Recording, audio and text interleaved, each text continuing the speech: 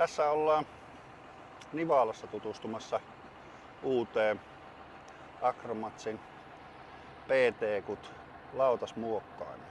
Konehan on taittuva runkone, metri ojasvälillä.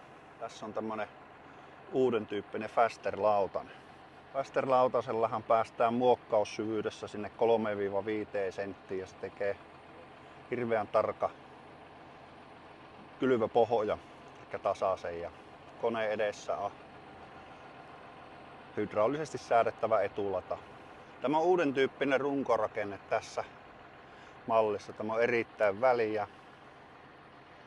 Ja tämä on nyt sitten semmonen malli, että tähän saa etuvarustukseksi etuladan tai sitten saa semmosen rullan, mikä katkoo olkia. Tässä koneessa on sitten pakkerivarusteena C-Ring tuplapakkeri.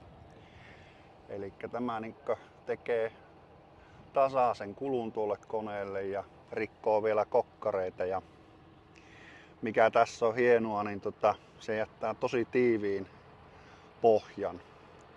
Eli siitä ei kosteus karkaa ja sen on erittäin sitten tarkka lähteä kylvökoneella kylvöt tekemään päälle. Hydraulisesti säädettävä työsyvyys ja siinä on sitten vielä tommoset mekaaniset lätkät, että saa vielä laittaa noita lätkiä vasten hydraulisesti, niin ei tarvitse kuormittaa koko ajan sylintä. Tässä koneessa on uuden tyyppinen kuljetuspyörästö, eli ajatus on siinä, että painopiste tulee enempi tänne koneen päälle, jolloin se tekee tästä koneen kulkemisesta vakaata ja saadaan painoa lautaselle. Tässä koneessa on vetovarsista veto. Sehän tekee sen, että tuo kääntöpiste tulee pikkusen kauemmas traktorista, niin se tekee erittäin kettereksi tämän koneen. Ja on mahdollista myös laittaa vetokoukusta veto ja silloin tulee hydraulisesti säädettävä aisa, jolla pystytään sitten korkeutta säätämään, että tässä tämä on mekaaninen.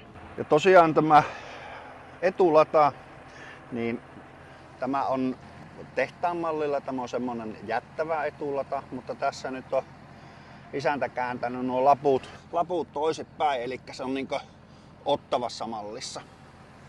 Eli saadaan niinku aika mukavasti maata liikkumaan tuossa etulata edessä. Ja tuota kiekkua jos katsoo tarkemmin, niin sehän on tosiaan tuommoinen Z-malli. Mikä tässä on erittäin hyvä ja yleensäkin Acromatsin koneessa, niin tämä on väliä rakenne. Eli jos mennään oikein multamaalle, turvemaalle, jos on paljon kasvijätettä, niin tämä ei tuki. Ja tosiaan näissä hinattavissa koneissahan on pitkä tämä ojasväli, niin maa kerkeää sitten jo tippumaan ennen kuin se alas, ennen kuin se tulee toiselle lautaselle. Ja tuossa Faster-lautasessa niin tosiaan niin se on 5 pultilla kiinni ja erittäin laaja mittainen, eli silloin se ei lähde tuo lautanen säreilee ja se pysyy hyvin kiinni. Ja tässä lohkolla on maalajina HHT ja runsasmultainen. Esikasvina on herne ja tämä on kynnetty viime syksynä. Nyt tehdään kerta-ajolla valmista muokkauspohjaa. Sitä muokkauspohjaa kun tehdään, niin se tosiaan kun pikkusen ajetaan poikittain, niin tässä näkee tämä tasasuue. Eli tuo Faster-kiekko tekee sen, se on se 3-5 senttiä tämä muokkaussyvyys ja se on sitten äärettömän tasainen. Kylvö tehdään tähän niin tumeen takapyöräkoneella, jossa on etulataa. Ja tässä on nyt mukavan näköisesti sillä, että tähän jää tätä murua ja mä nyt aika helpostikin muokkautuvaa maata kyllä, vaikka kovaa on.